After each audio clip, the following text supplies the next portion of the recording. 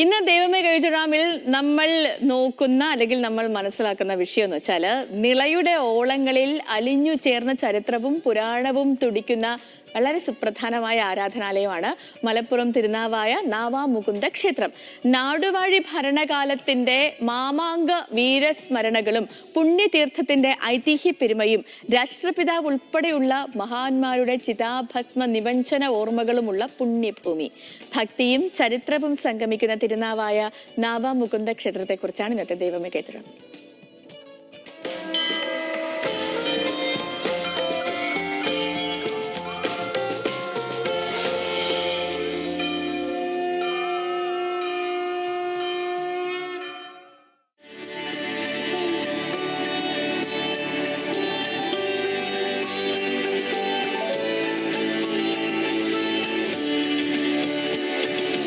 മലപ്പുറം ജില്ലയിൽ ഭാരതപ്പുഴയുടെ തീരത്തുള്ള തിരുനാവായ നാവാമുകുന്ദ ക്ഷേത്രം ഭക്തിയുടെ മാത്രമല്ല, നൂറ്റാണ്ടുകളുടെ ചരിത്രത്തിൻ്റെ കൂടി സാക്ഷിയാണ്.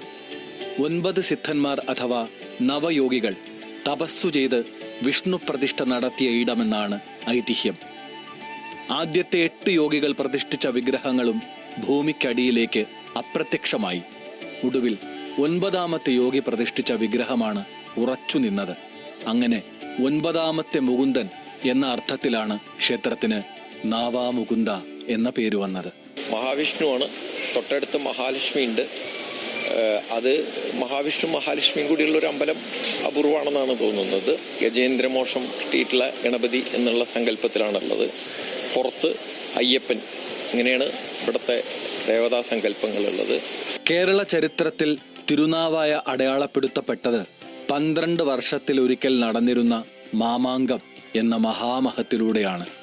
മാമാങ്കത്തിന്റെ രക്ഷാധികാര പദവിക്കായി വള്ളുവക്കോനാതിരിയും സാമൂതിരിയും തമ്മിൽ നടന്ന പോരാട്ടങ്ങൾ നിളയുടെ ഈ മണൽപ്പരപ്പിനെ ചോരക്കളമാക്കി.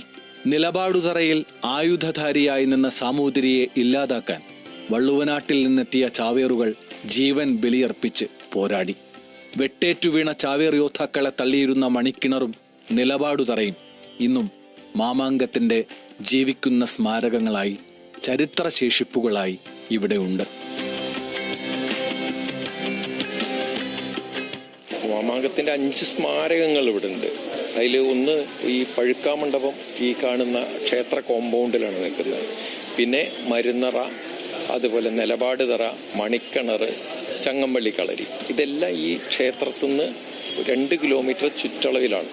ഭാരതപ്പുഴ ഇവിടെ കിഴക്കുനിന്ന് പടിഞ്ഞാറോട്ടും തുടർന്ന് വടക്കോട്ടും ഒഴുകുന്നതുകൊണ്ട് ദക്ഷിണ കാശി എന്ന പുണ്യ പദവിയാണ് തിരുനാവായയ്ക്കുള്ളത്. പുഴയ്ക്കക്കരെ ബ്രഹ്മാവിൻ്റെയും ശിവന്റെയും ഓരോ ക്ഷേത്രങ്ങൾ കൂടി ഉള്ളതുകൊണ്ട് തന്നെ ഇവിടം ത്രിമൂർത്തി സംഗമമായി വിശ്വസിക്കുന്നു. പിതൃക്കളുടെ ആത്മശാന്തിക്കായി എല്ലാ ദിവസവും രാവിലെ 5 മുതൽ പിതൃതർപ്പണം നീളാതീരത്ത് നടത്തി മടങ്ങുന്നവർ നിരവധിയാണ്. കർക്കടക വാവുബലി ദിനത്തിൽ 10,000-ങ്ങളാണ് ഇവിടെ എത്തുന്നത്.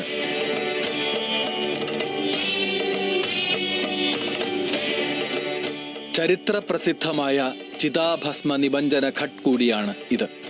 രാഷ്ട്രപിതാവ് മഹാത്മാഗാന്ധി, ലാൽ ബഹദൂർ ശാസ്ത്രി, കേരള ഗാന്ധി കെ കേളപ്പൻ എന്നിവരുൾപ്പെടെയുള്ള രാഷ്ട്ര നേതാക്കളുടെയും MT വാസുദേവൻ നായർ, നെടുമുടി വേണു, മോനിഷ തുടങ്ങി കലാസാംസ്കാരിക പ്രമുഖരുടെയും ചിതാഭസ്മം നിമഞ്ജനം ചെയ്തത് ഈ പുണ്യതീർത്ഥത്തിലാണ്. ക്ഷേത്രക്കടവിൽ ഇതിൻ്റെ സ്മരണയ്ക്കായി പ്രത്യേകം തയ്യാറാക്കിയ സ്മാരക മണ്ഡപവും ഉണ്ട്. ഐതിഹ്യത്തിൻ്റെ ആഴവും മാമാങ്കത്തിൻ്റെ പോരാട്ട വീര്യവും പിതൃമോക്ഷത്തിൻ്റെ ശാന്തതയും ഒത്തുചേരുന്ന അപൂർവ സംഗമഭൂമിയാണ് എക്കാലവും തിരുനാവായ നാവാമുകുന്ദ ക്ഷേത്രം. കാലമെത്ര കഴിഞ്ഞാലും ഒഴുകിപ്പോകുന്ന നിളയിലെ ഓരോ തുള്ളി വെള്ളത്തിലും നാവാമുകുന്ദന്റെ വിശുദ്ധിയും മായാത്ത ചരിത്രവും ഇപ്പോഴും സജീവമായി നിലനിൽക്കുന്നു. ശാന്തകുമാർ വെള്ളാലത്ത്, ന്യൂസ് മലയാളം, മലപ്പുറം.